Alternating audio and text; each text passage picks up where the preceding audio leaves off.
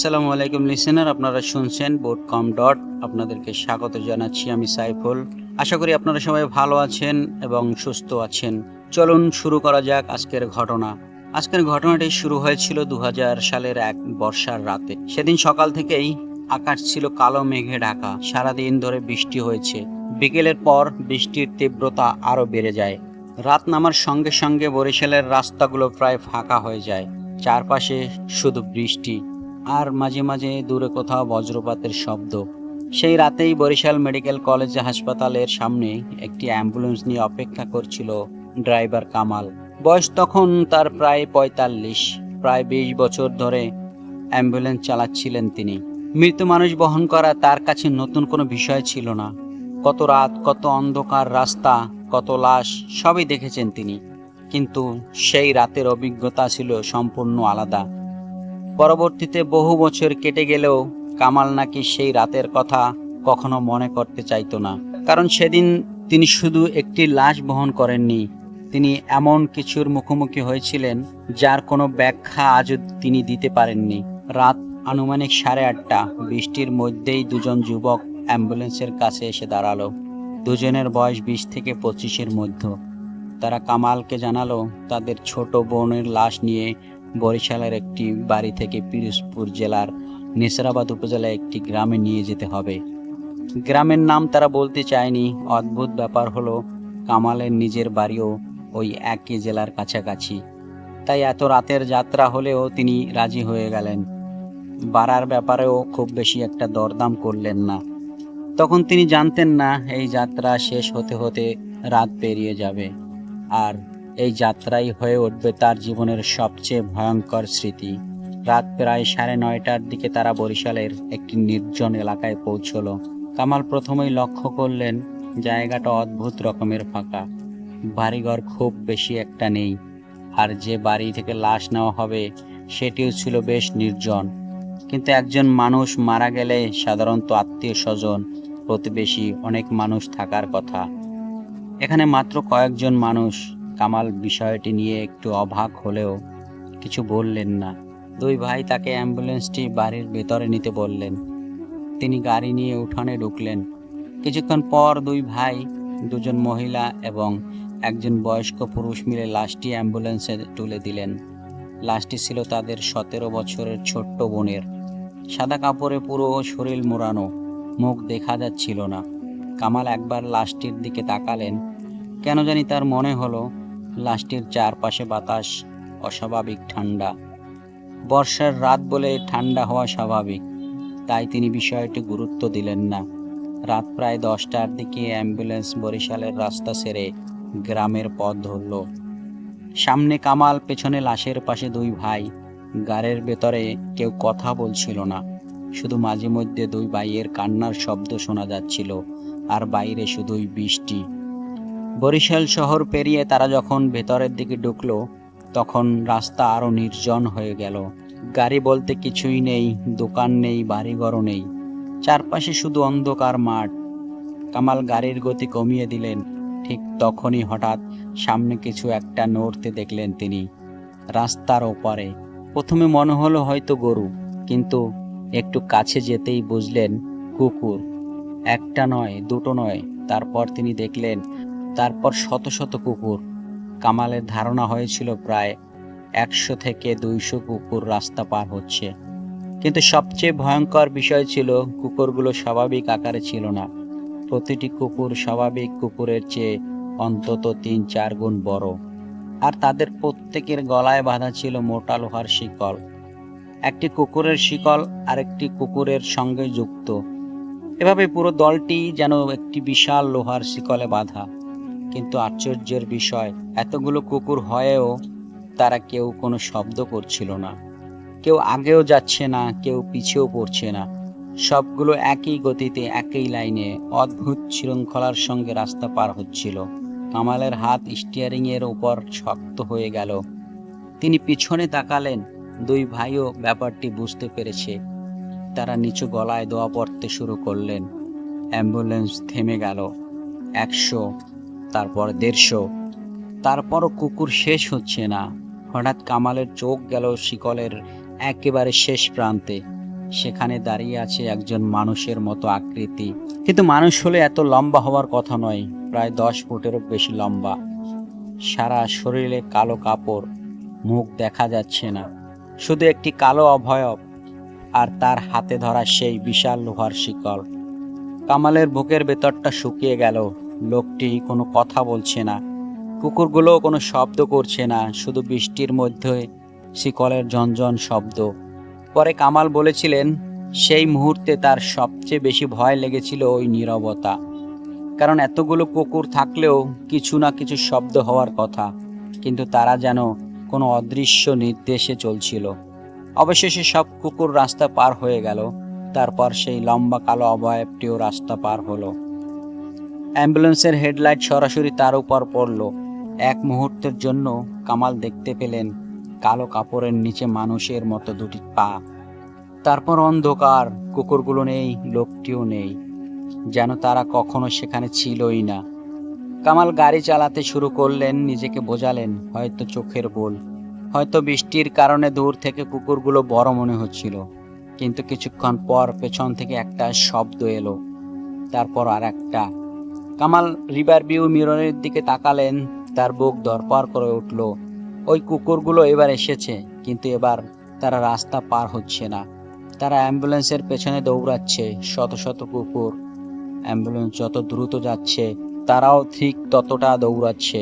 তাদের চোখ লাল, মুখ অস্বাভাবিক, কিন্তু তারা ডাকছে না। তাদের গলা থেকে বের হচ্ছে অদ্ভুত এক শব্দ, মনে হচ্ছে যেন তারা কোনো অজানা ভাষায় একসঙ্গে কথা বলছে। কামাল গাড়ির গতি আরও বাড়ালেন, কিন্তু কুকুরগুলো পেছনেই রয়ে গেল। তারপর রিভার ভিউ মিররে তিনি আরেকটি অবয়ব দেখতে পেলেন, সেই লম্বা কালো মানুষটি। সে অ্যাম্বুলেন্সের পেছনে দাঁড়িয়ে আছে, একবার ডান দিকে, একবার বাঁ দিকে। তারপর হঠাৎ সে অ্যাম্বুলেন্সের ওপর আঘাত করার চেষ্টা করলো। কামাল চমকে উঠলেন, কিন্তু গাড়ির কোনো ক্ষতি হলো না। পেছনে দুই ভাই তখন চিৎকার করে দোয়া পড়ছে। ঠিক তখনই কামালের মনে পড়ল বহু বছর আগে এক হুজুরের কথা। হুজুর তাকে বলেছিল, লাশ নিয়ে যাওয়ার সময় কখনো যদি মনে হয় কোনো অশুভ কিছু লাশের পিছু নিয়েছে, তাহলে লাশের সঙ্গে থাকা মানুষ যেন লাশের কোনো অংশ শক্ত করে ধরে রাখে। কামাল সঙ্গে সঙ্গে পেছনে চিৎকার করে বললেন, আপনারা আপনাদের বোনের হাত ধরেন এখনই। দুই ভাই লাশের দুই হাত শক্ত করে ধরে ফেলল। আর ঠিক তখনই কুকুরগুলো দুই পাশে সরে গেল। মাঝখান দিয়ে সেই লম্বা কালো অবয়বটি অ্যাম্বুলেন্সের একেবারে পেছনে এসে দাঁড়ালো। কামাল রিভার ভিউ মিররে তাকিয়ে দেখলেন, লোকটি যেন গাড়ির পেছনে আঘাত করতে চাইছে, কিন্তু পারছে না, যেন কোনো অদৃশ্য বাধা তাকে আটকে রেখেছে। কামাল আর পেছনে তাকালেন না, তার মুখে দোয়া, মুখ শুকিয়ে কাঠ। হঠাৎ সামনে দূরে একটি আলো দেখা গেল। কামালের মনে হলো হয়তো কোনো ট্রাক। তিনি কিছুক্ষণ পর পেছনে তাকালেন, কুকুর নেই, কালো লোকটিও নেই। দুই ভাইও কিছুটা স্বস্তির নিঃশ্বাস ফেলল। কিছুক্ষণের মধ্যেও একটি বড় ট্রাক তাদের পাশ কাটিয়ে চলে গেল। কামাল মনে মনে বললেন, আলহামদুলিল্লাহ। কিন্তু সেই স্বস্তি বেশিক্ষণ স্থায়ী হলো না। আরও কিছু দূর যাওয়ার পর আবার চারপাশ অন্ধকার হয়ে গেল। হঠাৎ আকাশ থেকে কালো কিছু নামতে শুরু করলো। একটা, দুইটা, তারপর শত শত কাক। কাকগুলো অ্যাম্বুলেন্সের চারপাশে উঠতে লাগলো, কিন্তু আশ্চর্যের বিষয়, তারাও ডাকছিল না। একসঙ্গে এমন শব্দ করছিল যেন অন্ধকারের মধ্যে কোনো অদৃশ্য দল ফিস ফিস করে কথা বলছে। কামাল বুঝলেন, যে জিনিসটি পিছু নিয়েছে তা এখনো যায়নি। কয়েক মিনিট পর দূরে একটি ক্ষীণ আলো দেখা গেল, একটি ছোট কাঠের দোকান, পাশেই বড় একটি পুকুর। কামাল আর গাড়ি চালাতে পারছিলেন না, তিনি অ্যাম্বুলেন্স থামিয়ে দিলেন। ঘড়িতে তখন রাত 12টা। দোকানে একজন বৃদ্ধ বসেছিলেন, নাম করিম বক্স। চা বিস্কুট আর গরম দুধ বিক্রি করতেন তিনি। কামাল গিয়ে চা বিস্কুট নিলেন, দুই ভাইকেও চা দিতে চাইলেন, তারা কিছু খেলো না। তাদের চোখ শুধু অ্যাম্বুলেন্সের দিকে। দোকানদার বিষয়টি লক্ষ্য করলেন, কিন্তু কিছু জিজ্ঞেস করলেন না। কামাল তার সঙ্গে কথা বলতে লাগলেন। মানুষের কণ্ঠ শুনে তার ভয় কিছুটা কমে গেল। কিন্তু মাত্র কয়েক মিনিট পর দোকান থেকে হঠাৎ চিৎকার শোনা গেল, ভাই, ভাই, লাশ কই? কামাল দৌড়ে অ্যাম্বুলেন্সের কাছে গেলেন, তারপর থমকে দাঁড়ালেন। অ্যাম্বুলেন্সের দরজা খোলা, ভেতরে দুই ভাই আছে, কিন্তু লাশ নেই। লাশ কোথায় গেল? দুই ভাই পাগলের মতো চারপাশে খুঁজতে লাগলো। কামালও খুঁজছেন, দোকানদারও এগিয়ে এলেন। হঠাৎ ছোট ভাই পুকুরের দিকে তাকিয়ে চিৎকার করে উঠল, ওই যে ওইখানে! সবাই পুকুরের দিকে তাকালো। পুকুরের মাঝখানে কিছু একটা ভাসছে। কামালের গলা শুকিয়ে গেল। সেটা তাদের বোনের লাশ, কিন্তু লাশটি পানিতে ডুবে নাই। পানির ওপার থেকে প্রায় 1 হাত ওপরে যেন অদৃশ্য কোনো কিছু লাশটিকে ধরে রেখেছে। দুই ভাই আর অপেক্ষা করলো না, তারা পানিতে ঝাঁপ দিল। কিন্তু তারা যত লাশের কাছে যাচ্ছে, লাশটি তত দূরে সরে যাচ্ছে। একবার পুকুরের ডান পাশে, তারপর মুহূর্তের মধ্যে অন্য পাশে। দুই ভাই সাঁতার কাটছে, আর লাশটি যেন পানির উপর দিয়ে ভেসে পালিয়ে যাচ্ছে। দোকানদার চিৎকার করে বললেন, পানি থেকে উঠে আসেন, এটা স্বাভাবিক কিছু নয়। কিন্তু দুই ভাই উঠতে রাজি নয়, তারা বোনের লাশ ছেড়ে যাবে না। তখন দোকানদার কামালকে পাশে ডেকে নিয়ে নিচু গলায় বললেন, আপনি যে ঘটনা বললেন, আমার মনে হয় এটা ভালো কিছু না। তিনি শুকনো কাঠ আর বাঁশ জোগাড় করলেন, তারপর পুকুরের চারপাশে আগুন জ্বালিয়ে দিলেন। একটার পর একটা আগুন। পুকুরের চারপাশে যেন আগুনের একটি বৃত্ত তৈরি হলো। তিনি দুই ভাইকে বললেন, ভোরের আগে এই লাশ নিয়ে এখান থেকে যাবেন না। তারপর আরো বললেন, এই রাস্তা দিয়ে মাঝরাতে একজন হুজুর যান, তাহাজ্জুদের নামাজ পড়েন। তিনি পাশের মসজিদের ইমাম, উনি আসা পর্যন্ত অপেক্ষা করেন। রাত বাড়তে লাগলো। লাশ এখনো পুকুরের মাঝখানে, কখনো ডানে, কখনো বামে, কখনো পানির উপরে স্থির, কখনো মনে হচ্ছে বাতাসে ভাসছে। দুই ভাই কাঁদছে। কামাল চুপ করে বসে আছেন। দোকানদার আগুনে কাঠ দিচ্ছেন। হঠাৎ দূর থেকে সাইকেলের শব্দ শোনা গেল। সবাই রাস্তার দিকে তাকালো। রাত প্রায় 2টা। একজন বৃদ্ধ হুজুর সাইকেল চালিয়ে আসছেন, নাম মাওলানা সালেউদ্দিন। দোকানদার তাকে থামালেন, তারপর পুরো ঘটনা খুলে বললেন। দুই ভাই কাঁদতে কাঁদতে তাদের বোনের লাশ তুলে দিতে অনুরোধ করলেন। হুজুর প্রথমে তাদের দিকে তাকালেন, তারপর বললেন, মেয়েটা কিভাবে মারা গেল? দুই ভাই চুপ। হুজুর আবার বললেন, সত্যি কথা বলবেন, কোনো কথা লুকাবেন না। বড় ভাই মাথা নিচু করে বলল, হুজুর, আমার বোন আত্মহত্যা করেছে। হুজুর কিছুক্ষণ চুপ করে রইলেন, তারপর বললেন, কেন? বড় ভাই ধীরে ধীরে বলতে শুরু করলেন, 3 বছর আগে থেকেই তার বোনের সঙ্গে অস্বাভাবিক ঘটনা ঘটছিল। তাদের গ্রামের পাশে একটি বড় বিল ছিল। বিলের চারপাশে তাল গাছ, খেজুর গাছ আর ঝোপঝাড়। মেয়েটি ছোটবেলা থেকেই সেখানে যেত। একদিন তার মা তাকে বলেছিল, ভোরে ফুল তুলতে গেলে তাল গাছের নিচে দেখে আসিস, পাকা তাল পড়ে থাকলে নিয়ে আসিস। কিন্তু সেদিন মেয়েটি ভুল করে গভীর রাতে বের হয়ে যায়। বিলের ধারে শাপলা ফুল তুলছিল। চারপাশ একেবারে স্তব্ধ। হঠাৎ তাল গাছ থেকে একটা তাল পড়ার শব্দ। মেয়েটি তাল গাছের দিকে এগিয়ে গেল। গিয়ে দেখলো সেখানে একসঙ্গে প্রায় 30টা তাল পড়ে আছে। কিছুক্ষণ আগেও যেখানে একটি তালও ছিল না। আর সবচেয়ে অদ্ভুত বিষয়, তালগুলো পাকা নয়, সবগুলো আধা পাকা। মেয়েটি তালগুলো এক জায়গায় জড়ো করতে লাগলো। ঠিক তখনই তার চোখ পড়ল পাশে। একজন লম্বা মানুষ দাঁড়িয়ে আছে, কালো পোশাক, অস্বাভাবিক লম্বা। সেও তাল কুড়িয়ে এক জায়গায় রাখছে। মেয়েটি সাহস করে বললেন, আপনি কে? কোনো উত্তর নেই। সে আবার বলল, আমাকে চেনেন? এবার লোকটি ধীরে ধীরে মাথা তুলল, তার মুখ অন্ধকারে ঢাকা। তারপর গলা থেকে অদ্ভুত একটা শব্দ বের হলো, এই তালগুলো তোমার জন্য। মেয়েটি কাপা গলায় বলল, কে আপনি? লোকটি বলল, প্রতিদিন আসবে, তাল নিয়ে যাবে। মেয়েটির বুকের ভেতর কেঁপে উঠল। সে বলল, আপনার মুখটা একটু দেখি। কোনো উত্তর নেই। তারপর লোকটি মানুষের মতো হাঁটল না, সে সোজা তাল গাছের দিকে এগিয়ে গেল। আর তারপর মানুষের মতোই তাল গাছ বেয়ে উপরে উঠতে শুরু করলো। মেয়েটি আর এক মুহূর্তও দাঁড়ালো না, দৌড়ে বাড়ি ফিরে গেল। পরদিন পরিবারের সবাই সেখানে গেল। তালগুলো সত্যিই ছিল, কিন্তু কালো পোশাকের লোকটি নেই, গাছের ওপরেও কেউ নেই। তারা ভাবলো হয়তো মেয়েটি ভুল দেখেছে। কিন্তু 4-5 মাস পর আবার একই ঘটনা ঘটলো। মেয়েটি আবার গভীর রাতে বিলের কাছে গেল। এবার সে দেখল সেই কালো পোশাকের লম্বা মানুষটি বিলের মাঝখানে দাঁড়িয়ে আছে, তার হাতে অনেকগুলো শাপলা ফুল। সে মেয়েটিকে ডাকছে। মেয়েটি পিছনে ফিরে বাড়ির দিকে আসতে লাগলো। ঠিক তখনই পানির নিচে কিছু একটা তার দিকে এগিয়ে এলো। তারপর আর পায়ের গোড়ালিতে প্রচণ্ড আঘাত। মেয়েটি চিৎকার করে পানি থেকে উঠে এলো। বাড়িতে ফিরে দেখা গেল তার পায়ের গোড়ালিতে গভীর কাটা দাগ। এরপর থেকেই মেয়েটি অসুস্থ হতে শুরু করলো, দিন দিন শুকিয়ে যেতে লাগলো। রাতের ঘুমের মধ্যে অদ্ভুত আচরণ করত। এক রাতে পরিবারের সবাই ঘুমিয়ে আছে, হঠাৎ ছোট ভাইয়ের ঘুম ভেঙে গেল। সে দেখলো তার বোন দরজা খুলে উঠান দিয়ে হাঁটছে, ধীরে ধীরে সোজা সেই বিলের দিকে যাচ্ছে। ছোট ভাই চিৎকার করলো, আপু! মেয়েটি থামলো না, যেন কিছুই শুনতে পাচ্ছে না।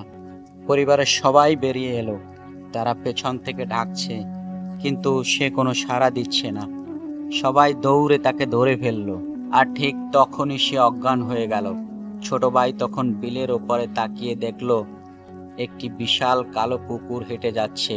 কুকুরটি একবারও পেছনে তাকালো না, সোজা জঙ্গলের মধ্যে ঢুকে গেল। পরদিন পরিবার তাকে একজন কবিরাজের কাছে নিয়ে গেল।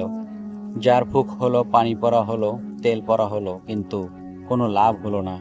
এক সপ্তাহ পর কবিরাজ পরিবারের লোকজনকে বললেন, মেয়েটা কোনো সাধারণ অসুস্থ নয়। পরিবারের সবাই চুপ। ওর সঙ্গে এমন কিছু ঘটছে যার চিকিৎসা আমার পক্ষে সম্ভব নয়। পরিবার জিজ্ঞেস করলো, কি হয়েছে? কবিরাজ বলল, আমি যতটুকু বুঝতে পারছি ওর ওপর কোনো অশুভ শক্তির প্রভাব পড়েছে। তিনি আরো বললেন, যত দ্রুত সম্ভব মেয়েটিকে এখান থেকে দূরে নিয়ে যান। মেয়েটিকে ঢাকায় আত্মীয়ের বাড়িতে রাখা হলো। 1 বছর ধরে চিকিৎসা চলল। কখনো সে ভালো থাকতো, আবার কখনো কয়েকদিন এমন আচরণ করত যেন সে নিজের মধ্যেই নেই। মাঝে মধ্যে সে শুধু একটি কথাই বলতো, এই জীবন আর ভালো লাগে না, মরতে পারলে বাঁচি। পরিবার তাকে বোঝাতো, সান্ত্বনা দিত, কিন্তু শেষ পর্যন্ত সেই রাতেই সে গলায় ফাঁস দিয়ে আত্মহত্যা করে। 2 ভাই ভয়ে কাউকে কিছু না জানিয়ে লাশ নিয়ে গ্রামের বাড়ির উদ্দেশ্যে রওনা দিয়েছিল। কিন্তু তারা বুঝতে পারেনি যে জিনিসটা জীবিত অবস্থায় তাদের বোনকে ছাড়েনি, মৃত্যুর পরও সেটি তাকে ছাড়বে না। সব কথা শুনে মাওলানা সালেউদ্দিন কিছুক্ষণ চুপ করে রইলেন। তারপর দোকানদারকে 1 গ্লাস পানি দিতে বললেন। পানি হাতে নিয়ে তিনি নিচু গলায় কিছু দোয়া পড়লেন। তারপর পানিটা পুকুরের দিকে ছুঁড়ে দিলেন। এরপর তিনি পুকুরের ধারে গিয়ে দাঁড়ালেন। কিছুক্ষণ এমনভাবে কথা বলতে লাগলেন যেন তার সামনে কেউ দাঁড়িয়ে আছে, কিন্তু সেখানে দৃশ্যমান কোনো মানুষ ছিল না। 2 ভাই ভয়ে তাকিয়ে আছে। কামালের শরীরের লোম দাঁড়িয়ে গেল। হুজুর হঠাৎ বললেন, পিছিয়ে যান। সবাই পিছিয়ে গেল।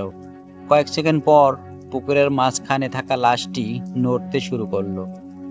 তো ধীরে ধীরে 1 বার, 2 বার, তারপর লাশটি পানির ওপর দিয়ে ভেসে পুকুরের কিনারায় চলে এলো, যেন অদৃশ্য কেউ তাকে টেনে নিয়ে আসছে। হুজুর বললেন, এখন লাশটি অ্যাম্বুলেন্সে রাখেন। 2 ভাই কাঁদতে কাঁদতে লাশটি গাড়িতে তুলল। হুজুর এবার বলল, আপনাদের বোনের মৃত্যুর পরও বিপদ শেষ হয়নি। সবাই তার দিকে তাকালো। তিনি বললেন, এখন রাতটাই সবচেয়ে গুরুত্বপূর্ণ। দাফনের পর প্রথম রাত কবর পাহারা দিতে হবে। কোনো অবস্থাতেই কবর একা রাখা যাবে না। ফজরের আজানের আগে কবরস্থান ছাড়বেন না। মাওলানা সালেউদ্দিন অ্যাম্বুলেন্সের সামনের সিটে বসলেন। কামাল আবার গাড়ি চালাতে শুরু করলেন, কিন্তু এবার কোনো কুকুর দেখা গেল না, কোনো কালো মানুষও না, কোনো কাকও নয়, শুধু বৃষ্টি আর অ্যাম্বুলেন্সের ভেতর থেকে 2 ভাইয়ের কান্না। অবশেষে তারা গ্রামে পৌঁছালো। দাফন সম্পন্ন হলো। তারপর গ্রামের প্রায় 15 জন মানুষ কবর পাহারা দেওয়ার জন্য থেকে গেল। হুজুরও রয়ে গেলেন। কামাল কিছুক্ষণ থাকার পর ফিরে গেলেন, কিন্তু যাওয়ার আগে তিনি একবার কবরটির দিকে তাকিয়েছিলেন। তার মনে হয়েছিল কবরের চারপাশে যেন অস্বাভাবিক ঠান্ডা বাতাস বইছে। তিনি আর দাঁড়ালেন না, সেখানে চলে গেলেন। কয়েকদিন পর কামাল আবার সেই গ্রামে গিয়েছিলেন। তিনি 2 ভাইকে খুঁজে বের করলেন। তারপর জিজ্ঞেস করলেন, সেই রাতে কি হয়েছিল? 2 ভাই কিছুক্ষণ চুপ করে রইল। তারপর বড় ভাই বলল, ভাই, আমরা কাউকে বলিনি। কামাল বললেন, কি? তো বড় ভাই ধীরে ধীরে বলতে শুরু করলো, রাত প্রায় 11টার দিকে প্রচণ্ড ঝড় শুরু হয়েছিল। বৃষ্টি, বজ্রপাত, চারপাশে অন্ধকার। অনেক মানুষ ভয়ে চলে যায়, কিন্তু তারা 2 ভাই কবরের পাশেই ছিল। তারা সারা রাত দোয়া পড়ছিল। তারপর রাত অনেক গভীর হলে তারা তাদের দেখতে পায়। কামালের বুক ধক করে উঠল। তিনি জিজ্ঞেস করলেন, কাদের দেখতে পেলেন? বড় ভাই বলল, সেই কুকুরগুলো, শত শত কুকুর, সবগুলো অস্বাভাবিক বড়, সবগুলোর গলায় শিকল, আর প্রতিটি শিকল অন্য শিকলের সঙ্গে বাঁধা। কামাল আর কোনো কথা বললেন না, কারণ তিনি বুঝতে পেরেছিলেন এগুলোই সেই কুকুর যেগুলো তিনি সেদিন রাতে রাস্তায় দেখেছিলেন। কিন্তু এরপর বড় ভাই যে কথাটি বলল তা আরো ভয়ঙ্কর। শিকলের একেবারে শেষে সেই লম্বা কালো মানুষও ছিল। কামালের শরীর ঠান্ডা হয়ে গেল। বড় ভাই বলল, ওরা কবরের দিকে আসছিল। আমরা ভাবলাম এবার সব শেষ, কিন্তু হঠাৎ মনে হলো আমাদের চারপাশে আরো কিছু একটা আছে। আমরা তাদের দেখতে পাচ্ছিলাম না, কিন্তু অনুভব করছিলাম। মনে হচ্ছিল অন্য কোনো অদৃশ্য শক্তি যেন এই কুকুর আর কালো মানুষটাকে কবরের কাছ থেকে দূরে রেখেছে। কুকুরগুলো রাগে পাগলের মতো হয়ে গিয়েছিল। ওরা দূরের বড় বড় গাছের ডাল কামড়ে ছিঁড়ে ফেলছিল।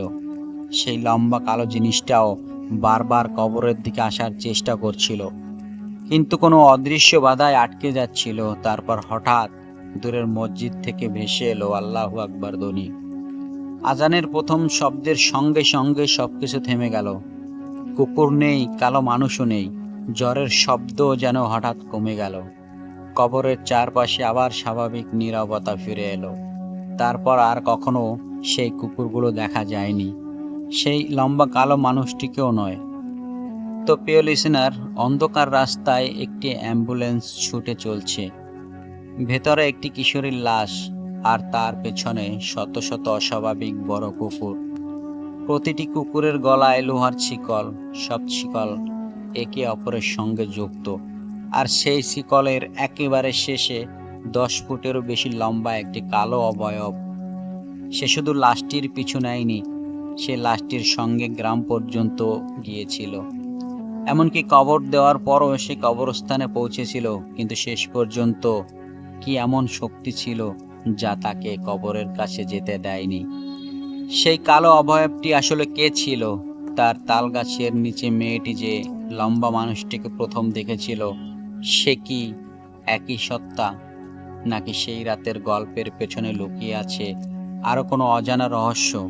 আমরা জানি না, হয়তো কামালও জানে না। তবে তিনি জানতেন একটি বিষয়, কিছু কিছু রাত মানুষকে বদলে দেয়।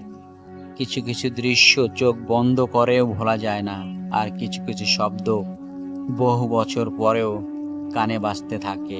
শিকলের ঝনঝন শব্দ, বৃষ্টির মধ্যে শত শত নীরব কুকুরের পায়ের শব্দ, আর দূরে দাঁড়িয়ে থাকা সেই অস্বাভাবিক লম্বা কালো অবয়ব যে শুধু অপেক্ষা করছিল।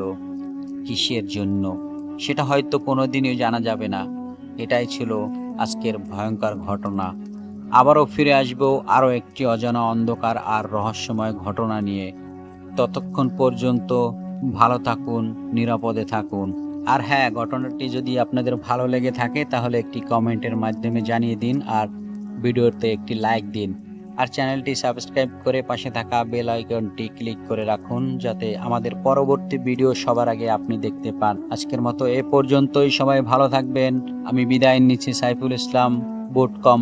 আসসালামু আলাইকুম।